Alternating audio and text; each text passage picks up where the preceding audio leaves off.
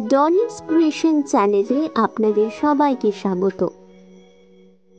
বন্ধুরা, করোনা আবহে আপনারা হয়তো অনেক দিন কোথাও বেড়াতে যেতে পারেননি। বর্তমানে করোনার প্রকোপ অনেকটাই কমে গিয়েছে এবং মানুষ ধীরে ধীরে ফিরে পাচ্ছে তার স্বাভাবিক কর্মব্যস্ততাময় জীবনযাত্রা। এমন সময় মনের মাঝে ভ্রমণের ইচ্ছে জেগে উঠতেই খোঁজ পেলাম বর্ধমান জেলার পূর্বস্থলীর চুপিচর নামক একটি সুন্দর জায়গার। প্রকৃতি যেন এখানে তার রূপ, রস, গন্ধ উজাড় করে দিয়েছে। তাই সময় নষ্ট না করে আমরাও বেরিয়ে পড়লাম চুপিচরের উদ্দেশ্যে। কিভাবে যাবেন?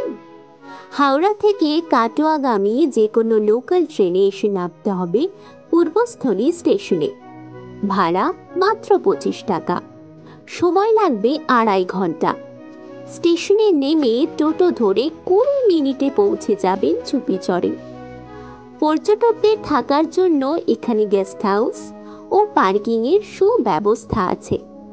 কলকাতা থেকে একদিনে ঘুরে আসার জন্য একটি আদর্শ জায়গা। এছাড়া আপনারা একটি রাত গেস্ট হাউসে থেকে পরদিন মায়াপুর, নবদ্বীপ দর্শন করেও আসতে পারেন।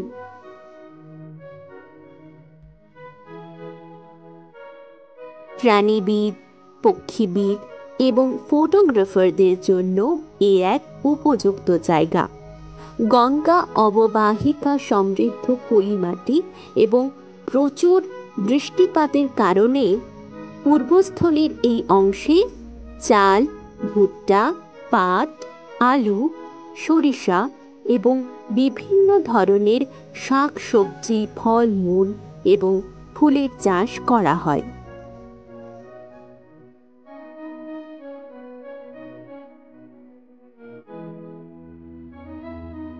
চুপিচর আসলে মূল গঙ্গীয় একটি অংশ, যার নাম ছাড়িগঙ্গা। প্রতি বছর শীতকালে সারা পৃথিবীর বিভিন্ন অঞ্চলের পাখিদের আগমনে পূর্বস্থলীর নিদ্রাহীন নীরবতা ভেঙে যায়। গঙ্গা থেকে গঠিত হ্রদটি হাজার হাজার পরিযায়ী পাখির আবাস হিসেবে চুপি ও কাষ্ঠশালীর মতো গ্রামগুলিকে সমৃদ্ধি প্রদান করে। ডিসেম্বর-জানুয়ারি মাসে এখানে প্রায় 70 প্রজাতির দেশি বিদেশি পাখির আগমন ঘটে। স্ফটিক পরিষ্কার জলের এই হ্রদটি প্রায় 9 কিলোমিটার দীর্ঘ এবং এর ক্ষেত্রফল প্রায় 3.5 বর্গ কিলোমিটার। এই জলাশয়ের বিস্তীর্ণ অংশে দাঁড় টানা নৌকার সাহায্যে নৌকা বিহার এবং পাখি পর্যবেক্ষণ করা যায়।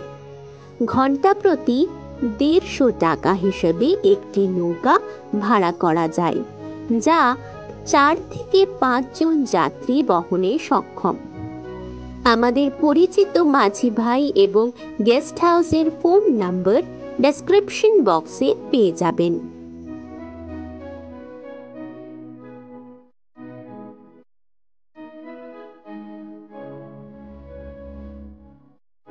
আপনাদের জানিয়ে রাখি, অক্ষয় কুমার দত্ত, রঘুনাথ রায়ের মতো বিখ্যাত মানুষ চুপিচর গ্রামে জন্মগ্রহণ করেছিলেন।